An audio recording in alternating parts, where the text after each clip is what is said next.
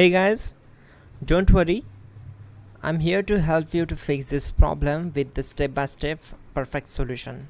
So let's begin. Now click on advanced options, then select troubleshoot, select advanced options and then select command prompt. It will open command prompt window. Type chkdsk /f/r c:, and hit enter to execute the command. Now wait for some time to complete the process. Once done, move to the next step. Type c:, then hit enter. Now type cd space c:/ and hit enter to execute the command. Now type cd space Windows and hit enter to execute the command. Then type cd space system32 and hit enter to execute the command. Now type cd space config and hit enter. Then type md space backup and hit enter. Now type copy *** backup and simply hit enter to execute the command. Now type md space backup1 and simply hit enter. Now execute this command carefully. Type in copy space ** space backup1, then simply hit enter to execute the command. Type in cd space regback, then simply hit enter. Execute this command.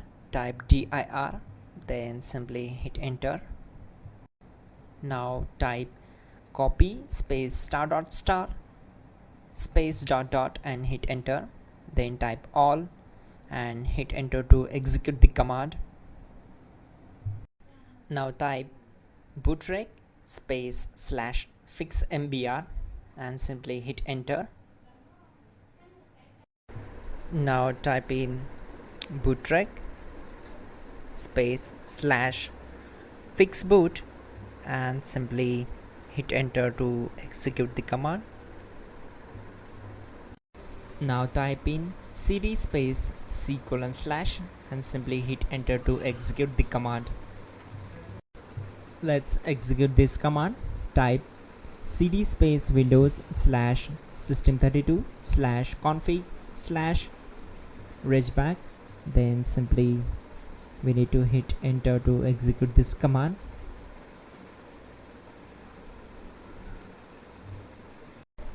Now type this command bcd edit space /exports space c:/ bcd backup, then hit enter. Now type cd space c:/ and hit enter. Now type this md space boot and hit enter. Now type cd space boot and simply hit enter. Now type md space bcd and simply hit enter.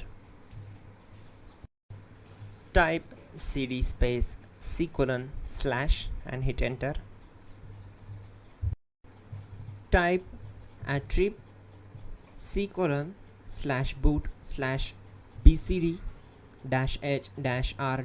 -h-r-s and hit enter.